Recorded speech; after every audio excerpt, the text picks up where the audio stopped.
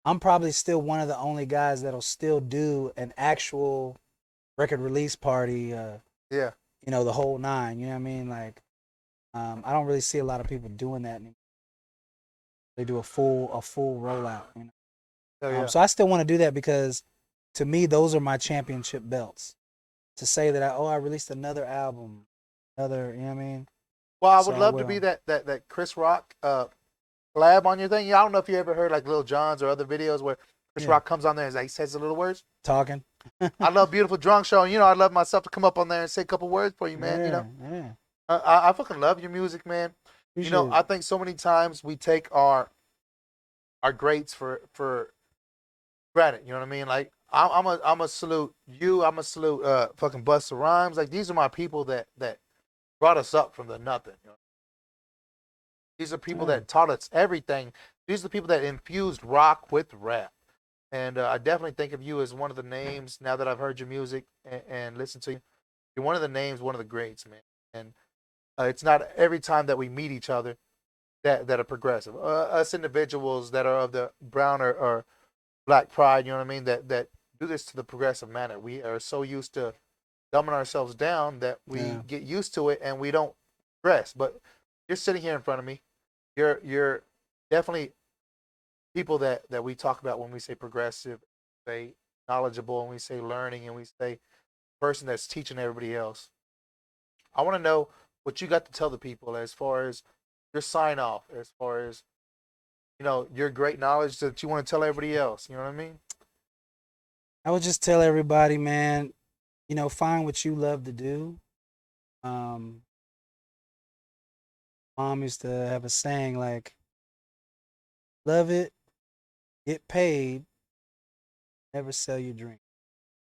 Wow. Like, don't sell your dream, because once you sell your dream off, you ain't got nothing. Say that one more time. That hit hard. If you love it, get paid for what you love to do, but never sell dream. Don't sell it off, because if you sell off your dream and then looking back at it going, man, that's mine, whatever they choose to do with it, you know, that's just one of the things she would say. Yeah. I would just say, don't be scared to take risks. And if you can make certain moves, just do it. Also, listen to, now we're in a different time where there's people out there that have done certain things already. Go to them, be humble yourself. Yeah. Humble yourself, and if this is what you're actually trying to do, you know, you can do it. You just have to, you got to work at it though. It has to really be, what's the word? You have to have perseverance. Oh, perseverance. You have to have that in this game. And you got to start somewhere. Just start, work on it, and grow, build, and all the cliche shit you always hear. But it's very true. Yeah. It's very true. I don't know. I guess the biggest advice that I can give any artist, this is probably the best advice. Master the art of listening. I like that. I would say that's probably the greatest superpower I've had in this game. Knowledge is power. Yeah, you got to master the art of listening. The art of listening. Someone's trying to tell you something, don't be so quick to try to disagree or have a reply to something that you're asking somebody about. Don't try to cherry pick it. You know, you're going to have to do your own version of it. Don't be so quick to. Hell yeah. Well, here we go, my homie. I got a record for you to sign, and then here goes a quick question for you to answer while you're trying to sign this. Now, don't stop to think. I want the quick answers. So, do you choose DMX or Busta Rhymes? Busta Rhymes. Oh, God damn it. Do you choose P. Diddy or Nas? Nas. Now, do you choose Nas or Jay? Nas or Drake? Jay. Jay who? Jay-Z. Oh, Jay-Z, yeah. Oh, fuck. But that's that's probably the best one you got so far. Let me see them signatures. Come on. All right. You can Dirty tell I've been Wormz. doing that a long time. All right, hell yeah. That's how the logo How started. many playgrounds That's did how you it put started. on that shit? You typed that on how many playgrounds when you were younger. I don't remember. Hey, man, I want to say thank you for coming on. Yeah, appreciate you, man. You know, Smackola, this has been a pleasant surprise because we learned so much from each other. I've also been able to talk to you off camera, and you've taught me a lot about marketing, about sponsorship, about fucking moving and getting progressive. So yeah, I want to say this. Season finale, y'all guys. Remember, this is Beautiful Drunk Show. I'm Smiles Influence. May your smiles change the world, but never let the world change your smiles. Boom, we out of this bitch. The champ is here! The champ is here. Listen. Thank you for coming out, everybody. I hope you enjoyed yourselves. God bless you. Get the fuck out. There's a party over here. There's a party over here. There's a party over here. Get the fuck out. There's a party over here. There's a party over here. There's a party over here. Get the fuck out. Now you're too wasted, two-facing, ain't working no more. We see your true faces. Skills ain't making a man. Take the advance and pay for your fans on that new wave shit. My people fuck with me on that Wu-Tang shit forever. Nuclear days and bad weather. Some of us angels ain't never had feathers to fly. They sell us a lie. But there's a message in the stars that fell from the sky. This game is triple X rated and only the best make it. Rest in peace, Mac. We can hear that you couldn't take it, and in every single letter you would tell us goodbye. But some of us know when the show's at its end, and some of us don't. Pardon is such sweet sorrow. Amen. There's a party over here. There's a party over here. There's a party over here. Get the fuck out. There's a party over here. There's a party over here. There's a party over here. Get the fuck out. 2, 4, 5, 6. Yes, please.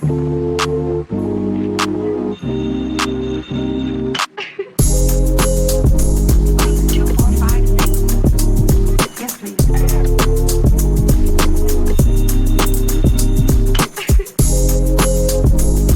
2, 4, 5, 6.